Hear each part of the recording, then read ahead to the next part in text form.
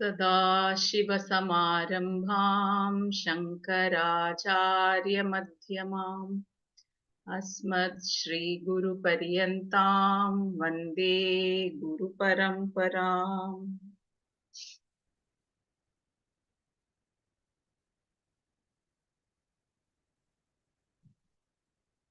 नारायणं नमस्कृत्य नरं चैव नरोत्तमं देवीं सरस्वतीं व्यासं ततो जयमुदीरयेत्।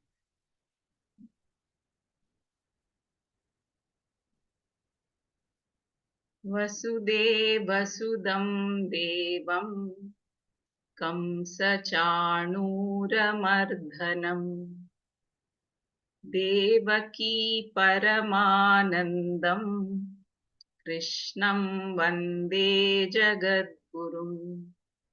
श्रीकृष्णं वन्दे जगद्गुरुम्।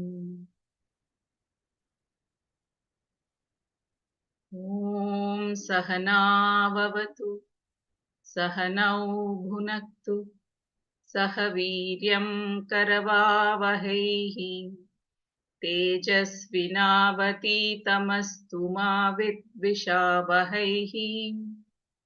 ॐ शान्ति शान्ति शान्तिः।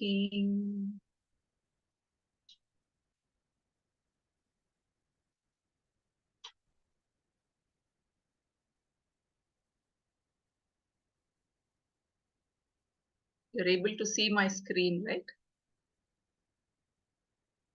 Yes, Sumaj. So Dr. Brahmara said to start with verse 47. कर्मण्येवाधिकारस्ते मा फलेषु कदाचन मा कर्मफलहेतुर्भू मा ते संकोस्त्वकर्मणि. Karmani in action, eva only, te your, adhikara choice, faleshu in the results, ma kadachana never, karma phala hetu the cause of the results, ma bhu do not be, a karmani in action, te your, sanga attachment, ma astu let it not be. Your choice is in action only, never in the results thereof. Do not be the author of the results of action. Let your attachment do not be to inaction. Shankara takes the karma mentioned in this verse as purely scripturally enjoined karma, Vaidika karma, because that was what was under discussion. We shall look at it as any karma rather than strictly Vaidika karma. Since Karma Yoga allows for it and Shankara has said nothing to rule out the propriety of this approach. The word adhikara here means choice. Your right, something over which you have power. This choice is only with reference to karma, the actions you perform. At no time, ma kadachit, however, is there a choice with reference to the results of actions, phaleshu. Thus, with reference to all actions, you have a choice, but with reference to the results thereof, you have no choice whatsoever. This is a very simple statement of fact. Even for Vaidika karma, there is a choice. You can do it. You need not do it. And you can do it differently. This capacity to do, not to do, and to do it differently makes you a karma adhikari. An animal, on the other hand, is not a karma adhikari because it does not have a choice in its actions but is motivated only by its instincts. When Krishna told Arjuna that he did not have any choice over the results of actions, he was not giving him a piece of advice. It was a statement of fact. A statement of fact is not an advice, it is teaching. That water boils at 100 degrees centigrade is a statement of fact. Here also, with reference to actions and their results, the statement, your choice is only in action, never in the results thereof. Karmani eva adhikara te ma paleshu kadachana is a statement of fact. Definition of Karma Yoga.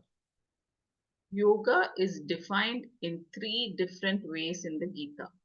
The Karma Yoga that Krishna is praising is defined in two ways in this chapter. The first is evenness of the mind is called Karma Yoga. Samatvam Yoga Uchyate, Gita 2.48. The second is discretion in action is called Karma Yoga. Yoga Karmashu Kaushalam, Gita 2.50. Both definitions are necessary and need to be understood. Only then Karma Yoga be properly understood.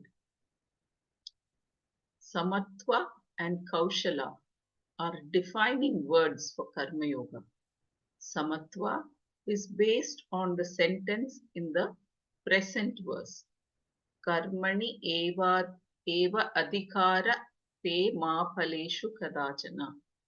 Samatva means sameness, and sameness of mind is Karma Yoga. Karma is also definitely involved in Karma Yoga. Otherwise, there would be no Karma Yoga. The third definition of Karma Yoga is disassociation from the association with pain. That is coming in 6.23.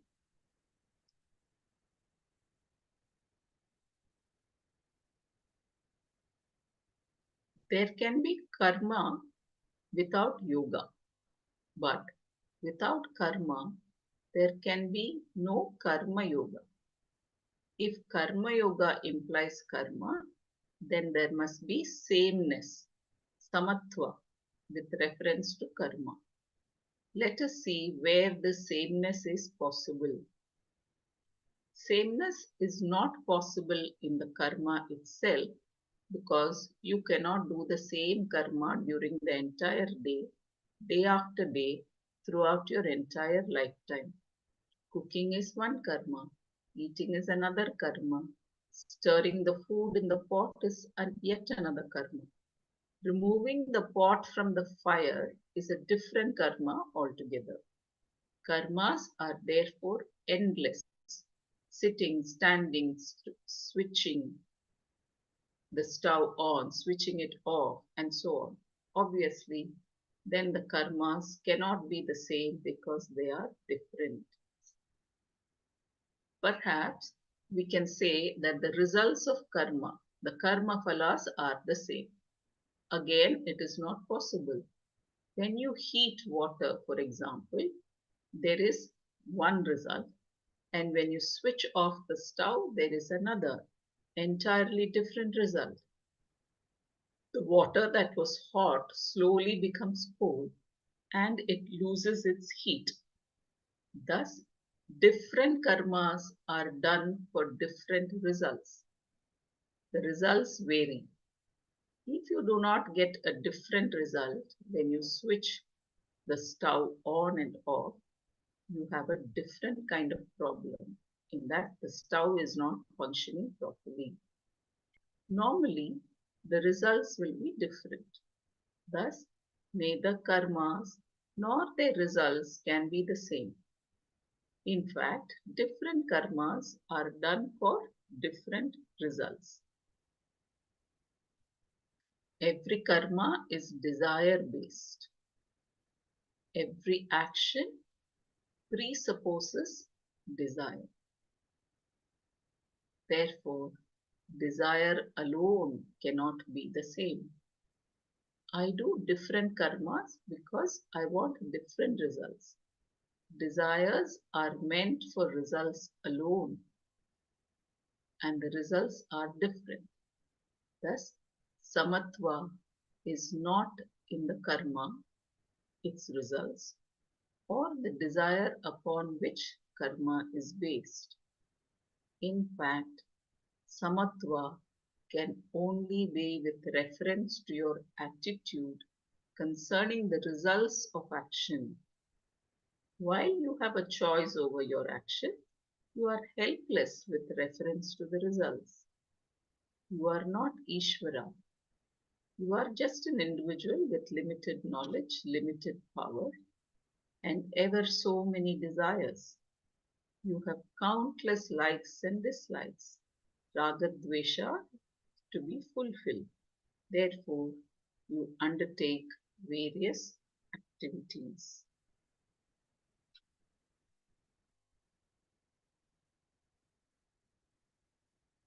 So wonderful, happy Gita Jayanti to all of us.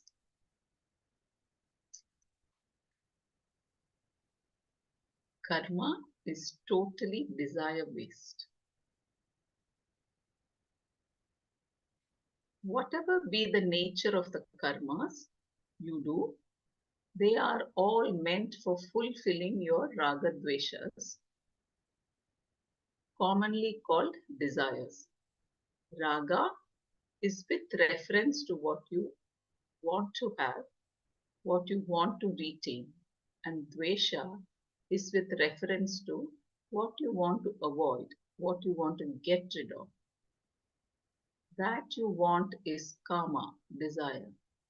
What you want is defined in terms of either raga or dvesha. Everyone has likes and dislikes. They form the nature of an individual and are common to all.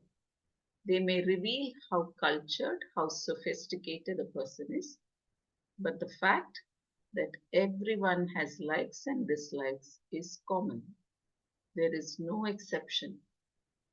Because of the presence of raga dveshas alone, there are various activities, and all the karmas undertaken are meant to produce the desired results because both raga and dvesha are result oriented. You want to accomplish this being the result. It is not that you want to accomplish karma. You want to accomplish the result. For its sake, you do this karma. Since you perform a particular karma to accomplish a specific end, it seems as though you have figured out which karma will produce which result. But then you find that what you had figured out is not that predictable. In fact, you find that you can get exactly the opposite of what you thought you would get. What you want is one thing, but what you do seems to be either inadequate or inappropriate as it produces the opposite result. If we analyze any result, we find that it always falls into one of the following categories: more than we want,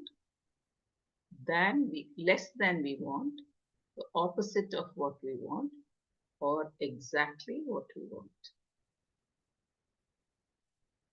If you want to cross the road and you do so, finding yourself on the other side, you got what you wanted. The result was as you expected.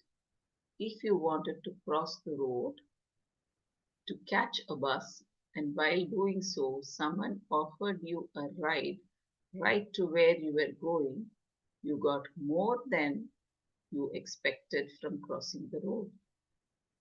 Had you not crossed the road to get to the bus stop, you would not have met the person who offered a ride, or having wanted to cross the road, you may have found yourself in the hospital, having only reached the middle.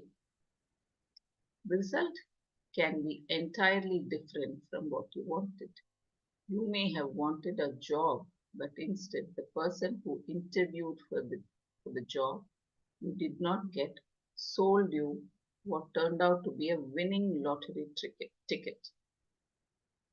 You did not get the job you wanted, but you did get something entirely different, and in this case, most desirable, $1 million. All these situations are possible because you are not omniscient.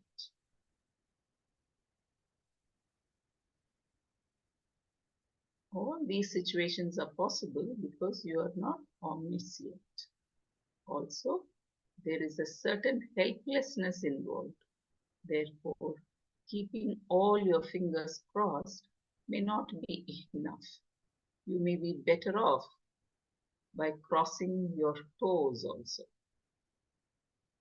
What is up the sleeve of the future is always a wonder because we simply do not know what is coming next. We do not even know what our next thought is going to be, even after having lived for 40 or 50 years. Yet we talk about the future. This then is the helplessness of the individual, the jiva. The limitations of the jiva. Wherever the jiva is, power wielded by that jiva is limited. Even Indra's wings are clipped. He does not have total overlordship because there are other domains where he is not given entry. He is not even given entry. He may say, I am Indra, and still be told to leave. Someone might say, you might be Indra in your own loka, but here you do not even have the status of a mosquito. Get out. Thus, we find that no one's wingspan enables him or her to go everywhere. Such freedom, such limitlessness in terms of knowledge and power is not there for anyone.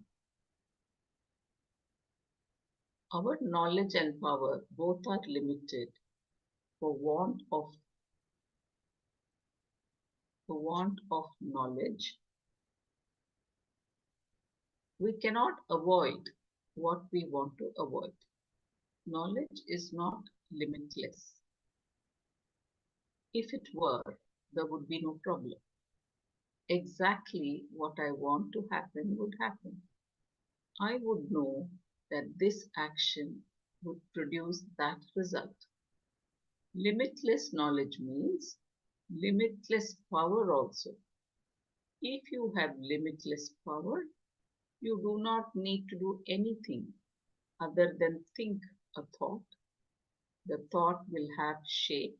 It, the thought you have will shape itself perfectly. God did not commit a mistake when he thought that an avocado would be the fruit that has a big pit. It was meant to be that way. It would not be an avocado if it did not have a big pit. An apple, on the other hand, should not have a big pit.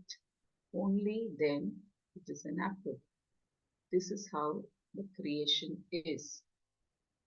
When there is omniscience, the thoughts are clean and complete. Nothing needs to be done. Thus, God did not need 6 days to create the world. He did not, it, it is not that on the first day God did this, and on the second, third, fourth, fifth, and sixth days he did a few more things. Or that, having created everything else, he found there was no light and had to put, put a sun up there. How could he have done all those other things with no light? How could there be a first day without a sun? A day is due to the sun alone. Nor is it that God was doing a job that required him to do certain things on the first day so that he could paint on the next.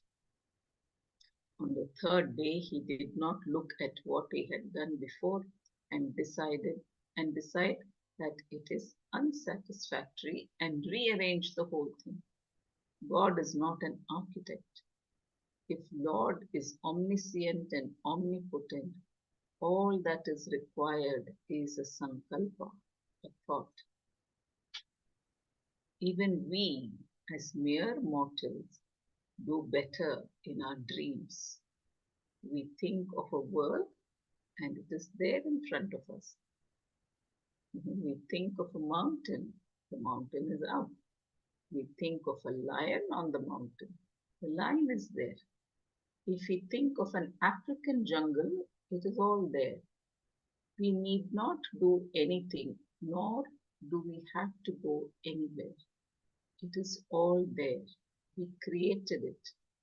And if we want everyone to come and see our creation, they come in droves in every imaginable means of transport because we have the capacity to create them all in an instant.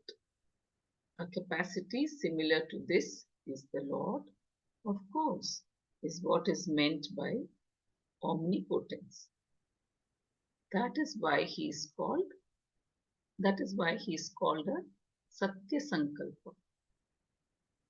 One whose thought, Sankalpa, is true Satya. When the thought is there, the whole thing is there. This is omnipotence. The results of karma can never be predicted. However, for you, power and knowledge being limited, certain situations cannot be avoided. For want of power, you cannot avoid certain illnesses or accidents, like falling from a tree. You know that you're falling, and you may even know that you are accelerating downward at a speed of 32 feet per second. All this you know very well. But so what? Down you come. It matters not whether you are a great physicist or an ignoramus. One may know all the reasons as to why he or she is falling. The gravitational force, 32 feet per second, and so on, while someone else has no understanding of gravitation at all. All that is known is that he or she is coming down. But for want of power, neither of them can avoid falling. Limitation with respect to power and knowledge, then, is the status of an individual. If this is so, Krishna's statement that one's choice is only over action, karmani, karmani eva, karmani eva adhikara te, is very important. You may say that there is really no choice because so much is determined by your past and so on. But that is an endless debate. The point is that you do not have a choice. The point is that you do have a choice. To understand that, that much is enough. You can perform a given action, you need not do it, or you can do it differently. That capacity you have. Therefore, you do have a choice. This is the reason why you do not do certain things and can force yourself to do other things, even though you do not feel like doing them, or you can do them differently. As a human being, then you have this choice, adhikara, but over the results of your action, you have no choice whatsoever. Once you perform the karma, the result is taken care of. What choice do you have? If you had a choice over the result, you need not have done the karma at all. If you had any power over the result, you would always be successful. But because you are not omniscient, you do not know that a certain karma will produce a certain result. No one knows the ways of karma. To know how karma is going to produce its result and what result it is going to produce is very difficult to figure out. This is because your own past karmas may be inhibiting the results of the present karma. Thus, all we know is good and bad luck. Sometimes we find ourselves in the right place at the right time, and at other times we are in the right place but not at the right time. In order to get the desired result, I have to be at the right place at the right time, but I do not always know which is the right time and place. I can only keep trying. This means there seems to be an element called luck involved here, but we do not call it luck. Instead, we refer to it as previous karma. It is cause effect relationship. If the cause effect relationship is understood, there is no question of luck. It is simply replaced by past karmas. Being at the right place at the right time is karma, and being at the wrong place is also karma. Therefore, we really do not know. We can only go by our choice, our free will.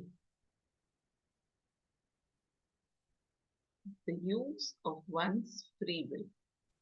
You have a, Excuse, yeah, excuse me. Can you read that paragraph where the gravitational force is written? Can you little bit read that? I missed that things. Ah, yes, this one only. the results of karma can never be predicted. However, for you, power and knowledge being limited, certain situations cannot be avoided. For want of power, you cannot avoid certain illnesses or accidents like falling from a tree. You know that you are falling, and you may even know you are accelerating downward at the speed of 32 feet per second. All this you know very well. But so what? Down you come. It matters not whether you are a great physicist or an ignoramus. One may know all the reason as to why he or she is falling. The gravitational force, 32 feet per second, and so on. While someone else has no understanding of gravitation at all. All that is known is that he or she is coming down. But for want of power, neither of them can avoid falling. Limitation with respect to power and knowledge, then, is the status of an individual.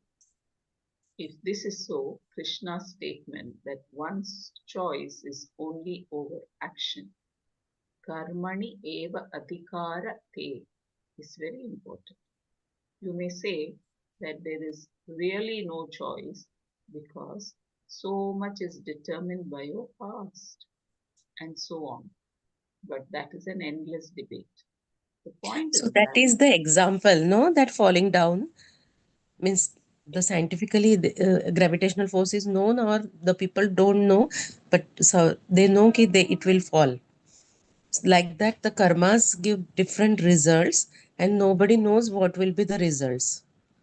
And it should yeah, be whatever karma we have to do, maybe on time, but we don't know the what is the right time. That is also correct.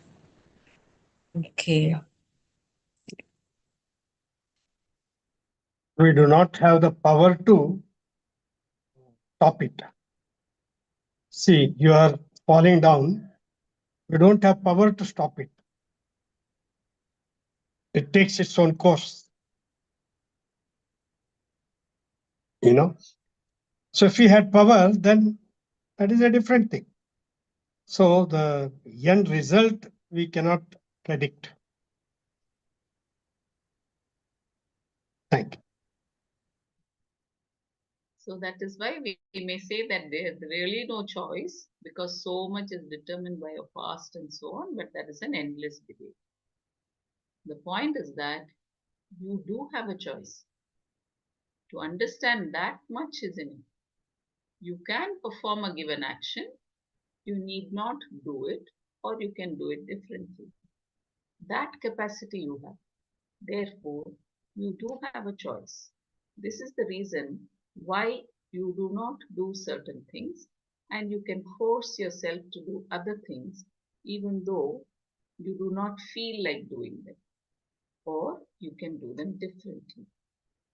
As a human being, then you have this choice, adhikara, but over the results of action, you have no choice whatsoever. Once you perform the karma, the result is taken care of. What choice do you have? You had a choice over, if you had had a choice over the result, you need not have done the karma at all. If you had any power over the result, you would always be successful. But because you are not omniscient, you do not know that a certain karma will produce a certain result. No one knows the ways of karma. To know how karma is going to produce its result and what result it's going to produce is very difficult to figure out. This is because your own past karmas may be inhibiting the results of the present karma. Thus, all we know is good and bad luck. Sometimes we find ourselves in the right place at the right time, and at other times we are in the right place but not at the right time. In order to get the desired result, I have to be at the right place at the right time, but I do not always know which is the right time and place. I can only keep trying. This means that there seems to be an element called luck involved here. But we do not call it luck. Instead, we refer to it as previous karma. If the cause effect relationship is understood, there is no question of luck. It is simply replaced by past karma. Being at the right place at the right time is karma, and being at the wrong place is also karma. Therefore, we really do not know. We can only go by our choice, our free will. This is so enlightening. Hmm. The use of one's free will. You have a free will just as there is a free wheel in a car. You can only go by that. Whatever the brakes will, whether the brakes will work or not is anyone's guess. You can check them, but at any time they can give away. That is why they have special ramps every few miles on the highways for runaway trucks whose brakes have failed. It is not that every truck driver takes to the road without first having checked the brakes, but that anything can go wrong at any time. This is because when things are put together, their tendency to fall apart, their tendency is to fall apart. Whether it is a human system or any other system, the tendency is always the same. This tendency to fall apart applies to relationships and houses also. In fact, we often spend more time maintaining our house than living in it. Therefore, here you can only go by your free will. There is nothing else you can do.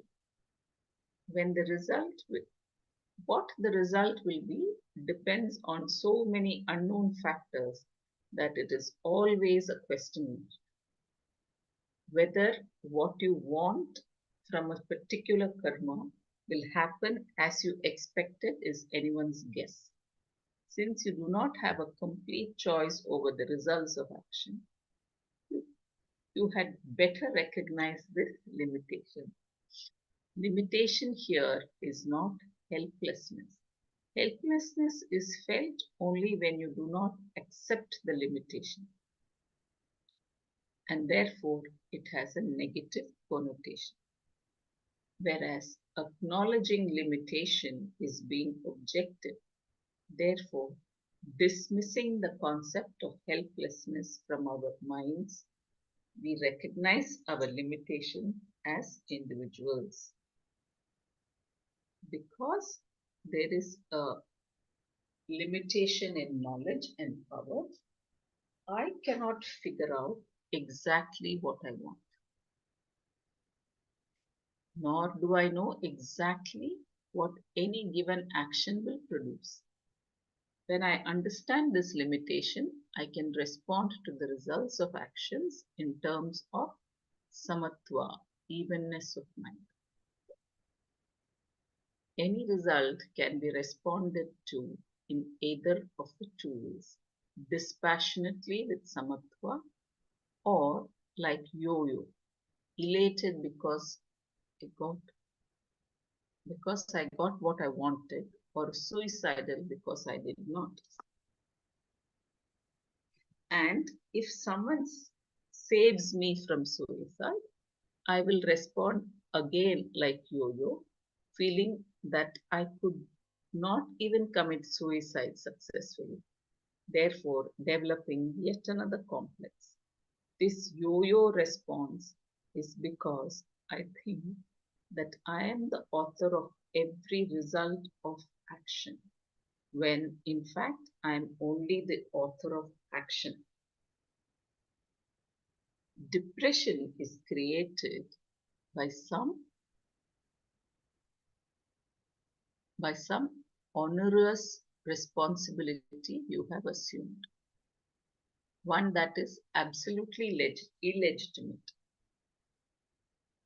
You take what does not belong to you and then smart under it because you cannot always produce what you want. This is a fact. Then why do you not just accept the fact?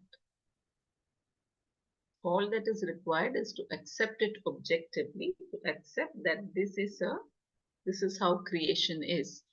This is what you are made of, and no one else, even a Swami, is made any differently. All human beings have the same type of limitations. According to the according to the Shastra. Shastra, Mhm. according to the Shastra, even the Devas have the same limitations, albeit with some small differences between them, just as there are between the human beings. Similarly, while the President of the United States definitely has more power than other people, still he cannot appoint anyone he chooses as judge. Once he realizes that he does not have a majority, he begins to withdraw quietly, proving that even presidential power is limited. Everyone's thumb has its size. Even if it swells, it can only become so big. The cause of one's sense of failure. Similarly, In this paragraph, accept the people and situation as they are, no? So that thing will not happen. Depression will not happen. hmm, Can you little bit speak about this paragraph again? that is accepting that we are people with limited power Hmm. and we don't have control over the results Results. of the actions. Hmm. So when that is understood, then that samatva comes. Otherwise, it is like that yo-yo, Hmm. suicidal or excited. Means you are taking the doership. Even I am not able to do this, and you feel yourself means Ah, guilty for not as a doing failure. or not Correct. getting the required thing. Hmm. Mhm. Right. So Bhagwan is basically telling us you are not the doer. That concept has to get set in us. We have a choice of it to do the action, but not over the results of the action. Therefore, you are not the doer. We have responsibility only over action. We do not have, we assume responsibility of the result, but that is not in our hands. Hmm. We assume if I do this, this is what is going to happen, and take it for granted that that will happen. And therefore, we feel bad, either elated or depressed, if the result is different. Hmm. So our choice is only kartum shakyam, akartum shakyam, anyathava kartum shakyam. It is like having that free wheel. You can go right, left, or straight. But what is the outcome? That is not dependent on, that is not on our choice. That's not our choice. You might reach your destination, you might reach a different place, or you might actually go reach the hospital. So, what if that will happen is dependent on your past. And the Right. results sometimes that we expect to happen that do not happen, also because of the results of our past karma. That's why Gurudev very beautifully says, look at your past, all your past as destiny, and your future as free will. This free will is what is this karma nevadikaraste. Sometimes it might be argued that even that thought, that free will, is dependent on the past karma. But that again, Swamiji said, is an endless debate. And we don't want to get into that debate. But that we have a choice of our actions to do, not to do, or do otherwise. This stands us apart from all the other animal kingdom. This choice of action is given only to human beings. All other animals live only instinctively, reflexly. And exercising this choice is karma yoga, discretion in action, that yoga karma sukaushalam. And samatvam yoga uchyate. In fact, I want to share this. I'll share this beautiful reel that Percy shared about dopamine, the ups and downs, and how a Stanford scientist has has written a book about this.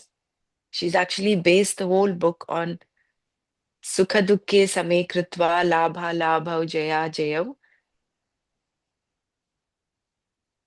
Tato yuddhaya yujjasva. That keeping your centeredness, that opposite values are complementary, and keeping your centeredness. So that's the whole thing about samatva.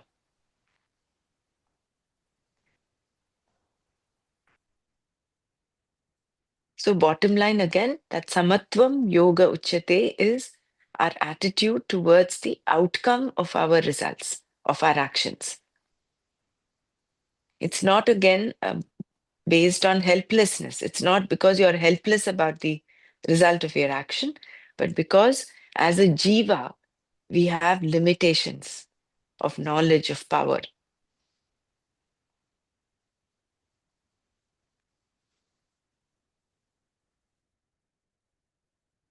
Gurudev says, no, passion in action and dispassion in the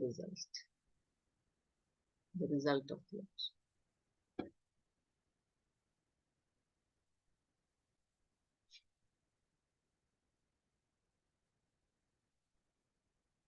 Shall I continue? Depression is created by some onerous responsibility you have assumed that it is absolutely illegitimate.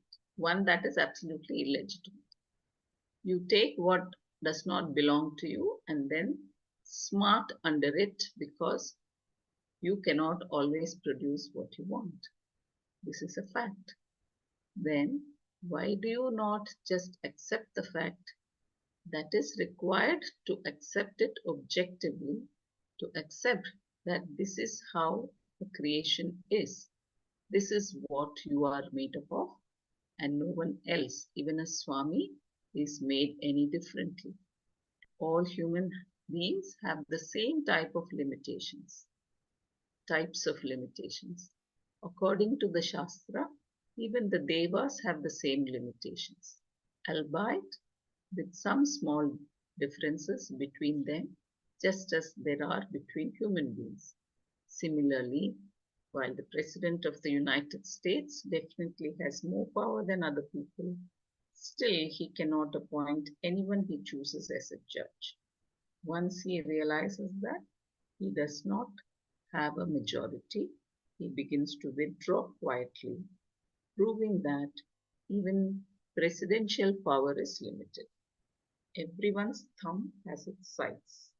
Even if it swells, it can only become so big.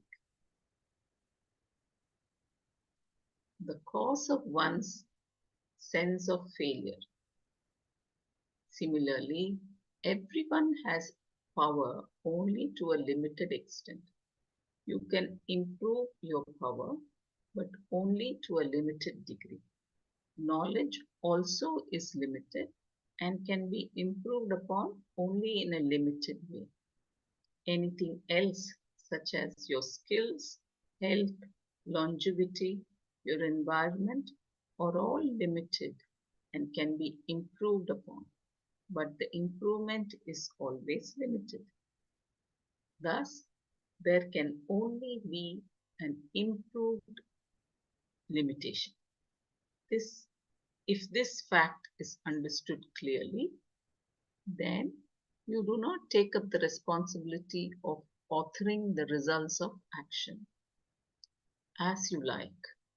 If you think you are the author of the results of actions, you cannot but have a sense of failure. Is it not true? What is being discussed here is yoga. It is not jnana. It is simply an empirical. Sumaji, can you repeat the last few lines? The last paragraph, maybe. Yeah. The cause of one sense of failure. Similarly, everyone has power only to a limited extent. You can improve your power, but only to a limited degree. Knowledge is also limited and can be improved upon only in a limited way. Anything else, such as your skills, health, longevity, your environment, are all limited and can be improved upon. But the improvement is always limited. Thus, there can be only an improved limitation. If this fact is understood clearly, then you do not take up the responsibility of authoring the results of action as you like. If you think you are the author of the results of action, you cannot but have a sense of failure. Is it not true? Yes, because we can't always succeed all the time. We cannot take up the responsibility for authoring the results of action.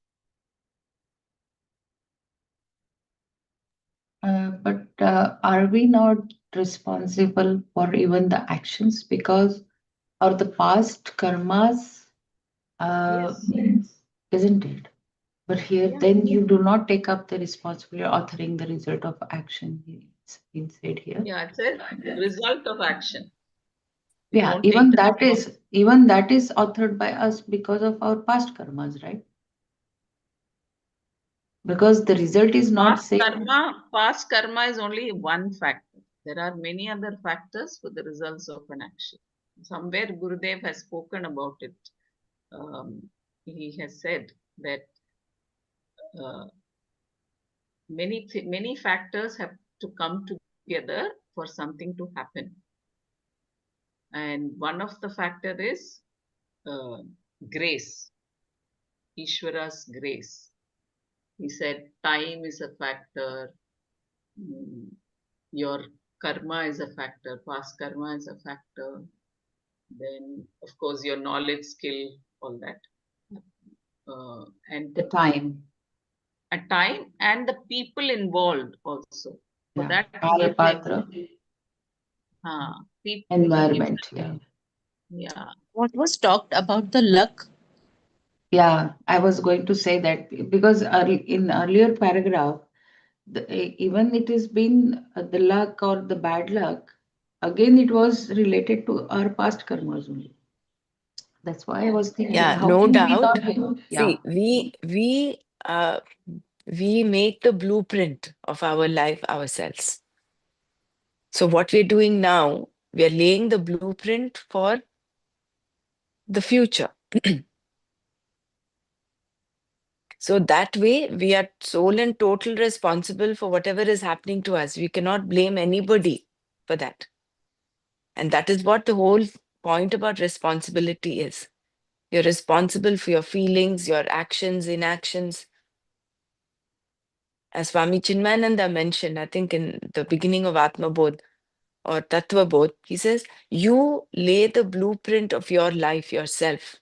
You do not blame God or the stars or the horoscope or astrology, nothing. Or the planets. We lay the blueprint of our life ourselves. That is, having said that, like we're discussing, the results of action depend on so many other factors. Gahana karma no gatihi. That is what is the whole mystery about karma. So with this knowledge that we have limited power and limited knowledge about the outcome and how the results of an action are crafted. The only choice we have is in that action. Those three things, three aspects of action. Kartum, akartum, anyatha va kartum.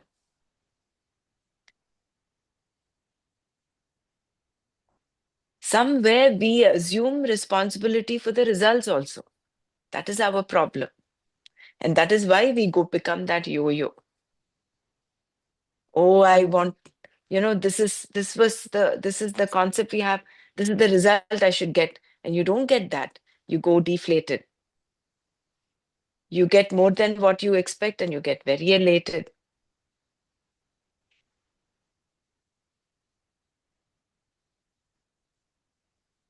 In fact, this whole thing of Bhagavad Gita is that, when Arjuna surrendered, Shishyasteham Shadimam Tvam Prapannam. Only when he gave over the thing to Krishna, that Krishna gave him this advice and all this. And once you surrender, this is my thinking, once you surrender to God, whatever your problems or whatever your thing is, God knows your karma very well. So, past, present, everything. And whatever is due to you, even Gurudev says, no, whatever is yours will always be with you.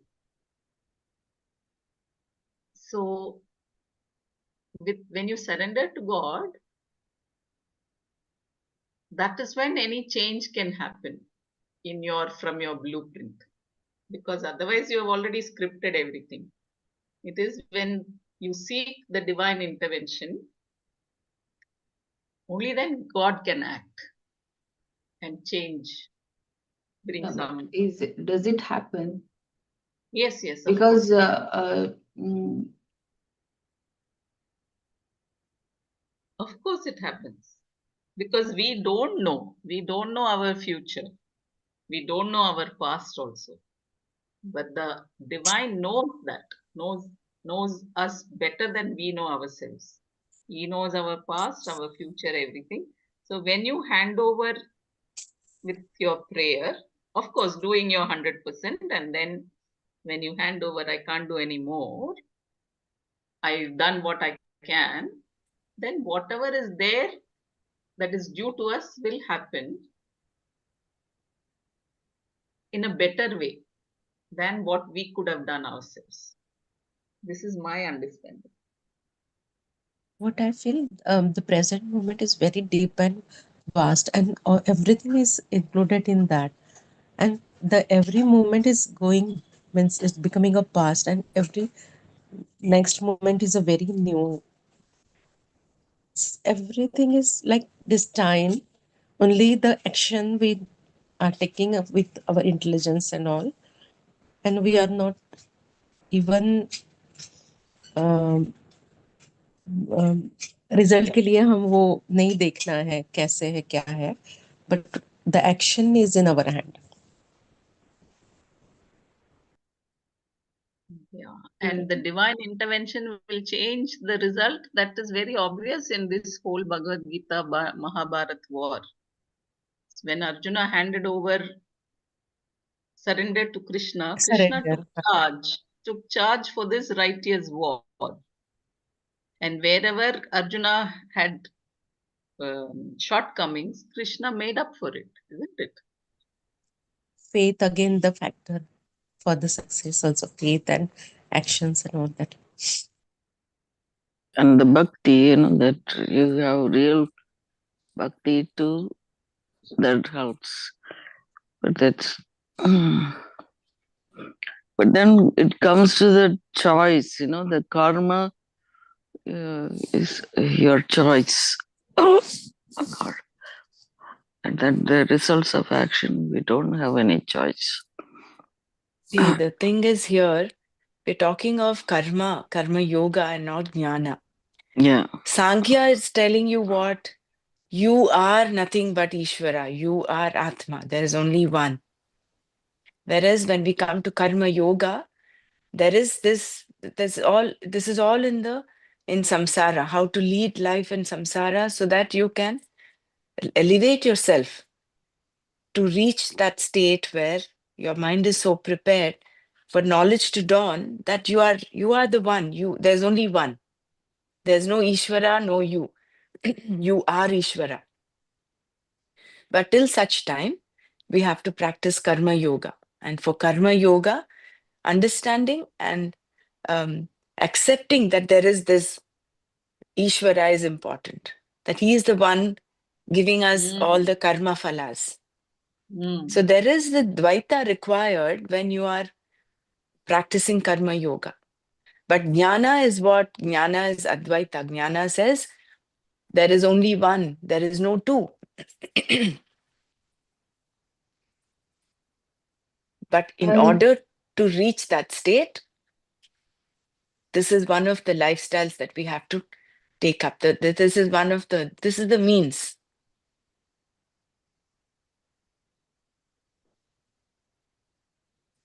So there may be a bit of a confusion when we are kind of mixing up the two. That is why Swamiji in the very beginning said, now when you're entering the portals of Karma Yoga, he says now, till now it was Sankhya.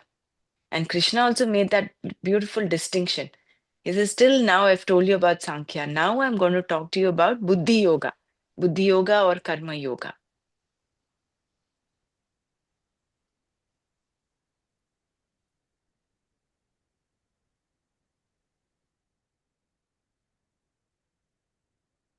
That's where we read, right? Somewhere Drishtapala and Adrishtapala, that but we didn't come across here, but somewhere else.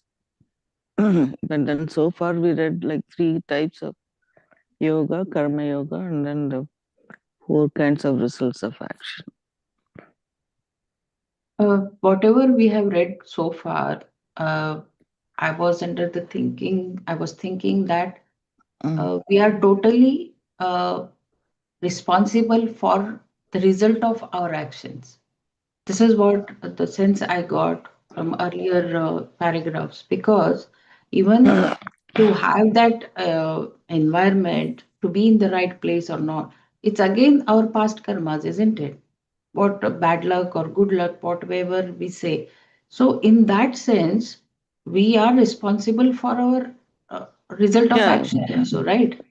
But here it's been saying that you are not responsible for no, we are outcome, not. result of action. It's not responsible. Like we are responsible for our action. The results of action will be. It could be good or bad, but Yeah, again, that depends on our past karmas. This is what has been said in the earlier. If yeah, it's but in the right that the place, wrong place, again, it is our own karmas. So, whatever result we are having, ultimately, we are the authors of it. Yes, definitely, we do the action. We have a choice to do it, not do it, or do it other way.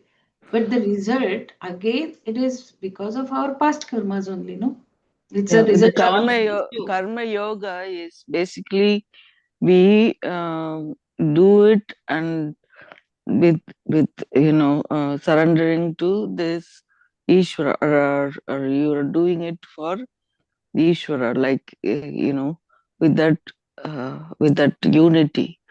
So whatever the results it comes, we take it as a prasada, which means like you're not uh, going to be perturbed with that, so but obviously we get affected probably because we haven't have that much understanding yet.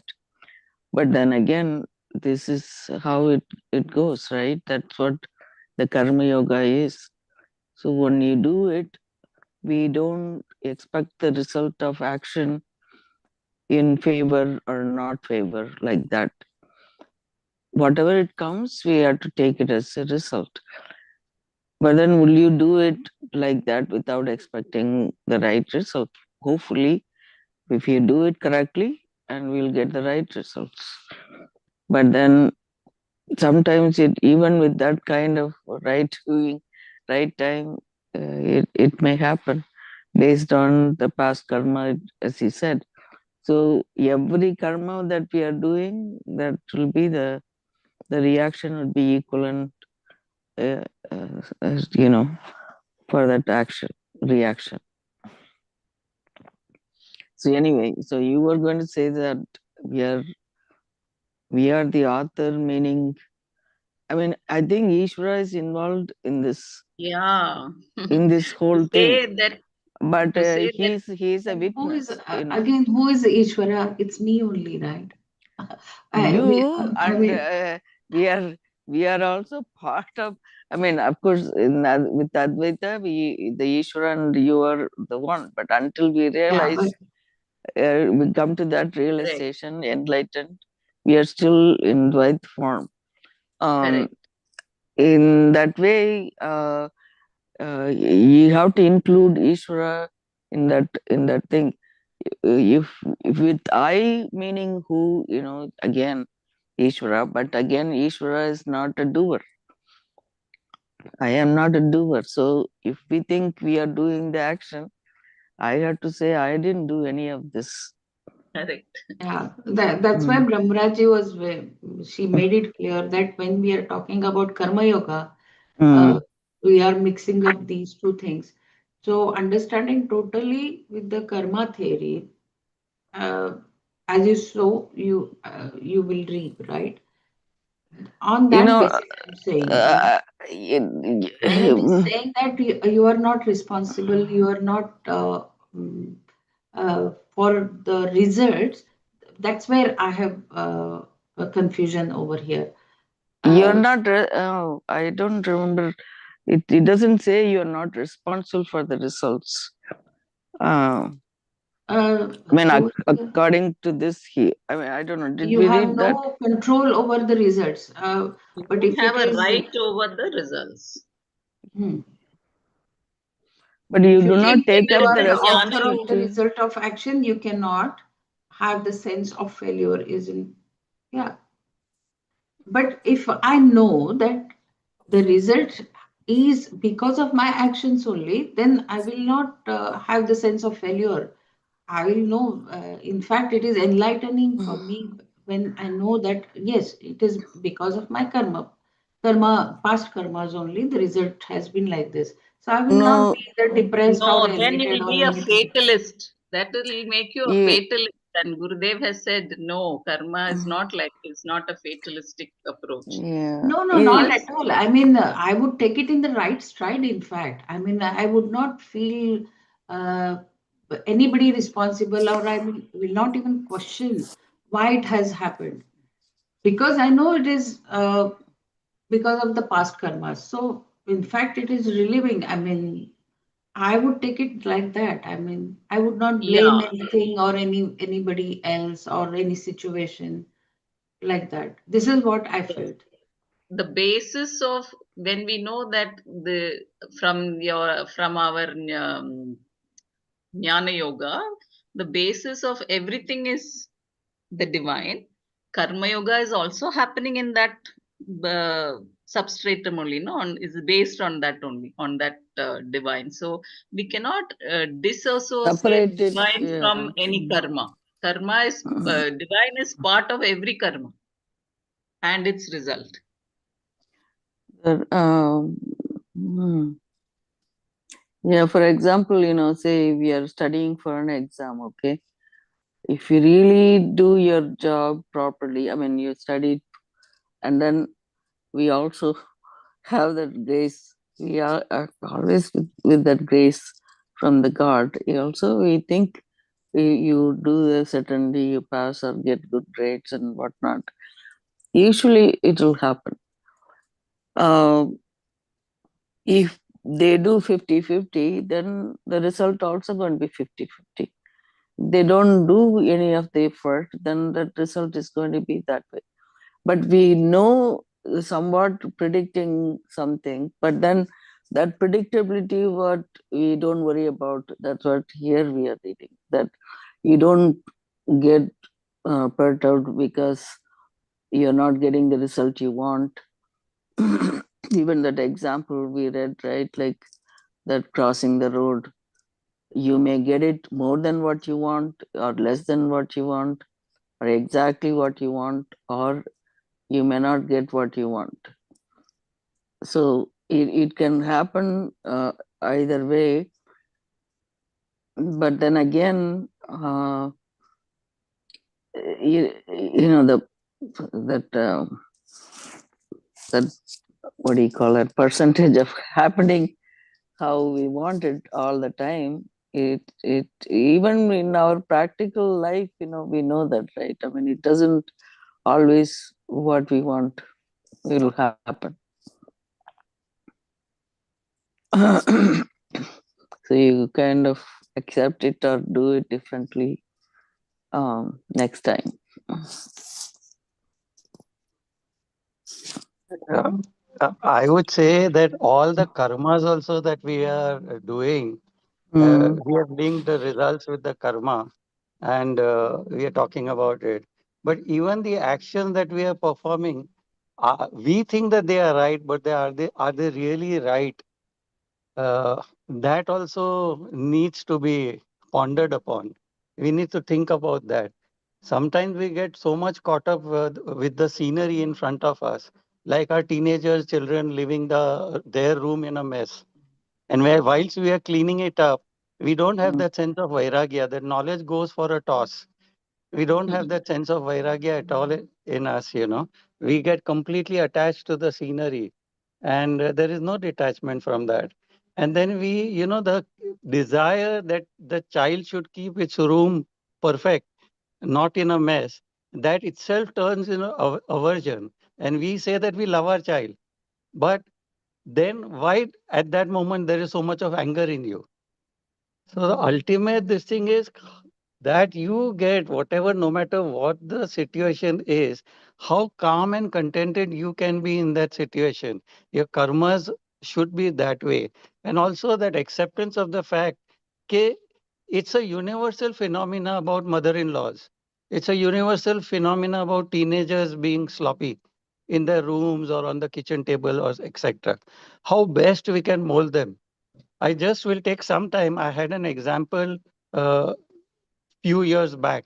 The child was in a school at that time, and they were rich people, both parents working.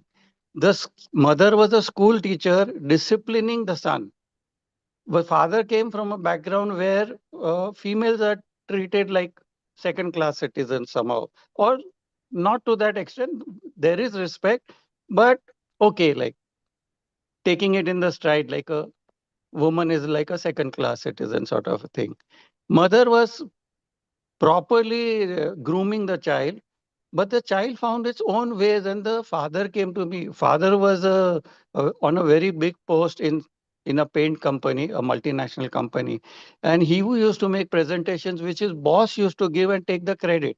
He was of that kind of nature where he would prepare everything, and somebody else was getting the credit. And here his son would call children home, his friends home for pizza. They would have pizza in the plates and all that. He would make them wash because his mother had taught him about grooming. Okay, nothing should be, no sloppiness, no this thing. But he found his own ways. And he came to me, is my son turning into a sly fox or something? Like he's acting over smart or what? So he came with all those things. He used to come regularly for follow-up sessions of Sudarshan Kriya to my house. And he was worried, okay, where is it going?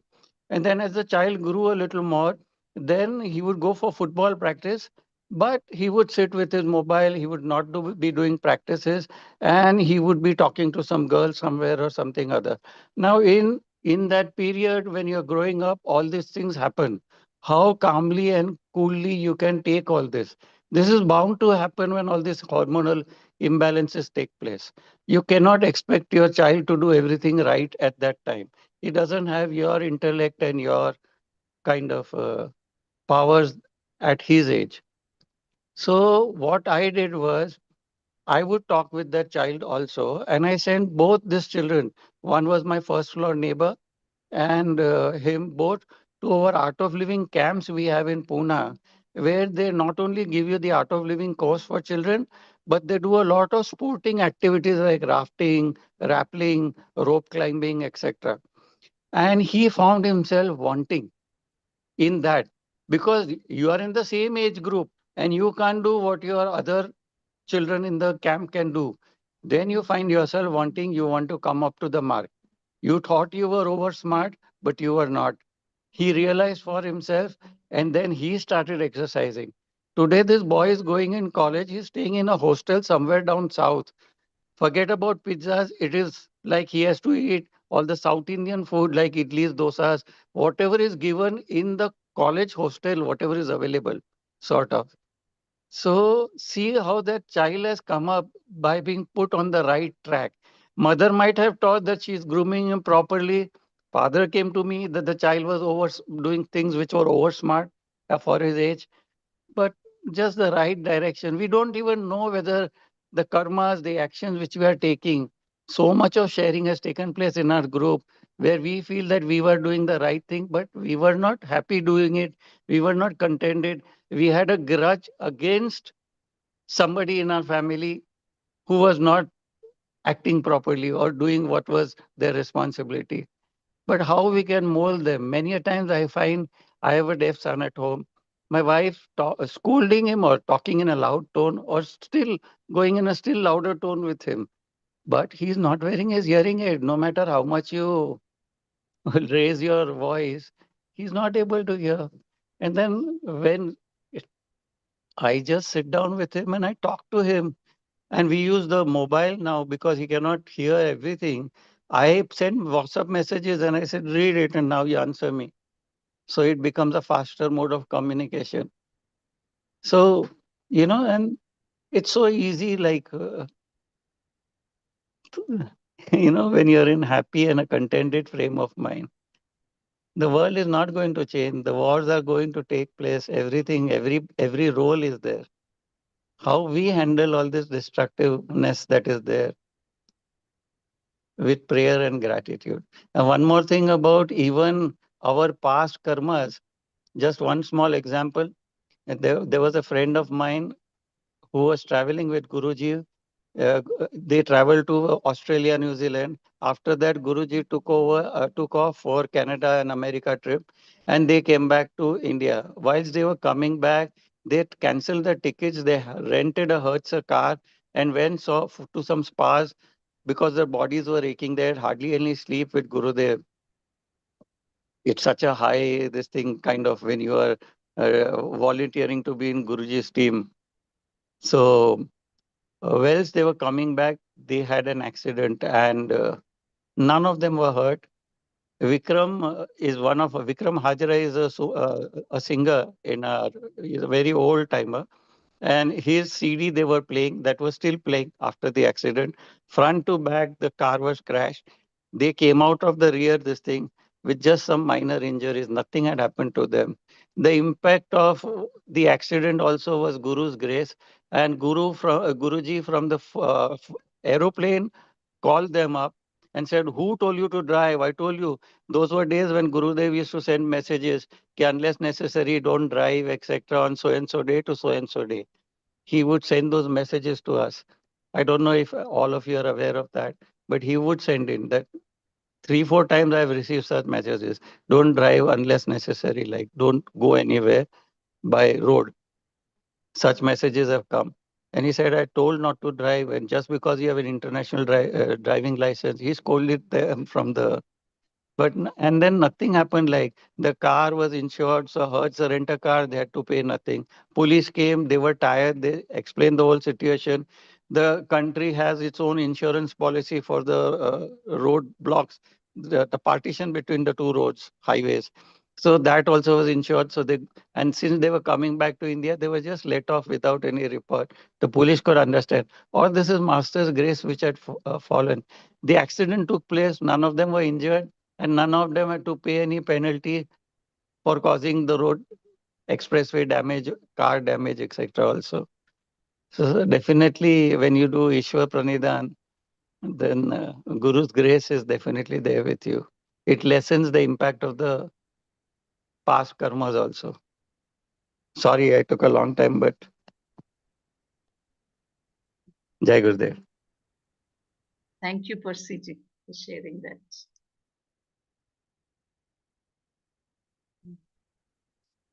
So we will end today's session.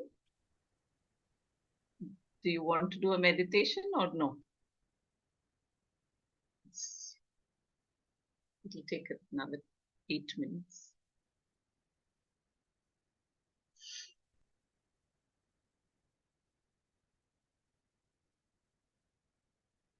Loka samasta sukhino bhavantu. Om Shanti, Shanti, Shanti.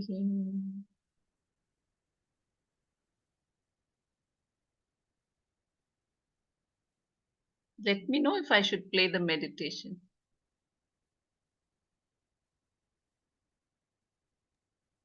You can play it, Sumaji.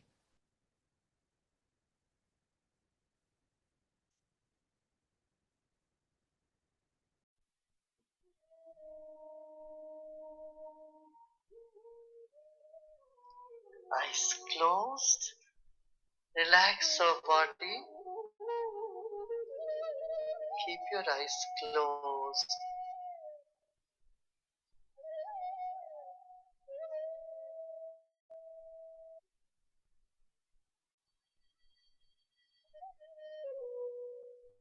Become aware of a central cord from the base of the spine to the top of the head. Become aware of the central cord in your body. Just imagine a thin wire, thin cord in the center, and see the difference between the right and left side.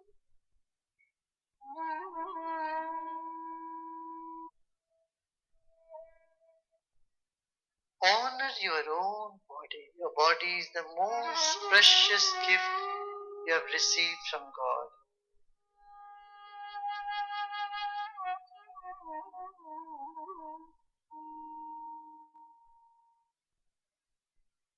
Your life is a gift to you.